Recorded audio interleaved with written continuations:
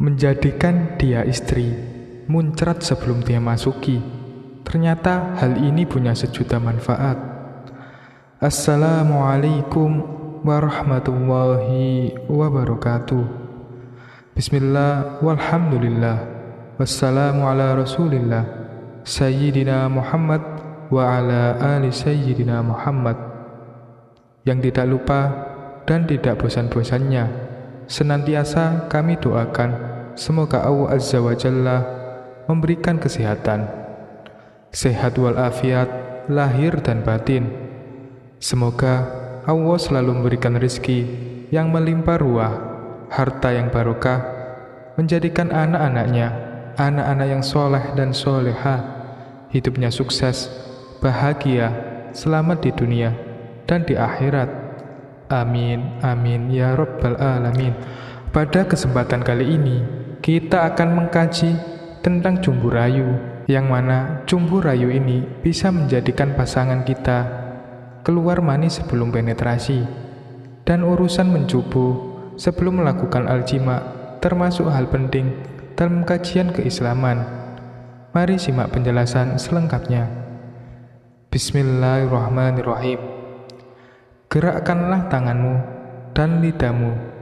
Ia akan keluar mani sebelum melakukan penetrasi atau masuknya az-zakar ke dalam farji. Adapun tubuh yang saling bersentuhan dan juga melakukan jumbu rayu yang berupa penjilatan, menghisap, dan memijat termasuk hal yang disenangi istri dan suami saat melakukan aktivitas aljima, karena sesungguhnya perbuatan itu menjadikan mereka terbawa pada orgasme atau muncratnya mani mereka. Seperti yang disampaikan Rasulullah Muhammad SAW terkait pentingnya pemanasan atau jumbu rayu sebelum melakukan aljima, agar kita saat menjima istri tidak seperti polanya binatang. Maksudnya bukan dalam urusan gayanya. Untuk urusan gaya atau posisi, yang penting sasarannya farji.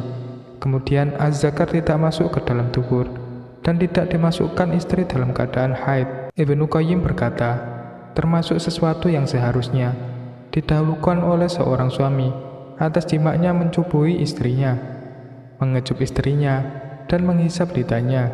Dan ada Rasulullah Muhammad SAW, beliau mencumbu pada istrinya dan mengecup kepada istrinya. Keterangan ini diambil dalam kitab Zadul Ma'ad fi Hadi Khairil Ibad, jilid 4 halaman 253. Jadi, pada kitab Zadul Ma'ad fi Hadi Khairil Ibad, Syekh Abdul Qayyim berkata, termasuk seharusnya suami mendahulukan pada jimaknya. Suami harus melakukan perbuatan ini sebelum ia memasukkan zakarnya. Begitu maksudnya. Apa perbuatan itu?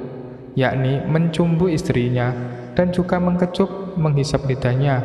Karena ternyata Ibnu Qayyim berargumen, Rasulullah Muhammad SAW beliau mencumbu istrinya dan mengecup istrinya. Kemudian kata kecupan ini para ulama mensyarainya, yang intinya di mana mengambil kenikmatan. Suami mengambil kenikmatan kepada istri, begitu juga istri mengambil kenikmatan kepada suami. Kemudian dalam keterangan lain, jumbu rayu bisa berbentuk pemijatan, seperti mengelus, menyentuh, dan menjilat sampai terjadi persentuhan antara dua tubuh, antara kamu dengan istrimu, atau antara kamu dengan suamimu. Perasaan kamu yang seperti itu pada hubungan intim akan mempercepat perangsangan lebih cepat. Lakukan semua itu, ambil waktu untuk mengambil semua itu sebelum memasukkan az-zakar ke dalam farji. Adapun percumbuan suami ke kacangnya farji istri dilakukan dengan kedua tangannya, atau menggunakan lidahnya, atau menggunakan alat kejantanannya. Percumbuan ini akan menyebabkan farji mengeluarkan lendir secara alami. Dengan ini tujuannya agar melumasi farji. Kenapa seperti itu? Karena yang memudahkan proses memasuknya az-zakar masuk ke dalam farji, dan hal itu menjadi lebih nikmat dan enak. Kebanyakan kaum istri pada goncangan aljima atau pada puncaknya kenikmatan terjadi karena percumbuhan dan perangsangan pada kacangnya istri sebelum masuknya az-zakar ke dalam farji istri.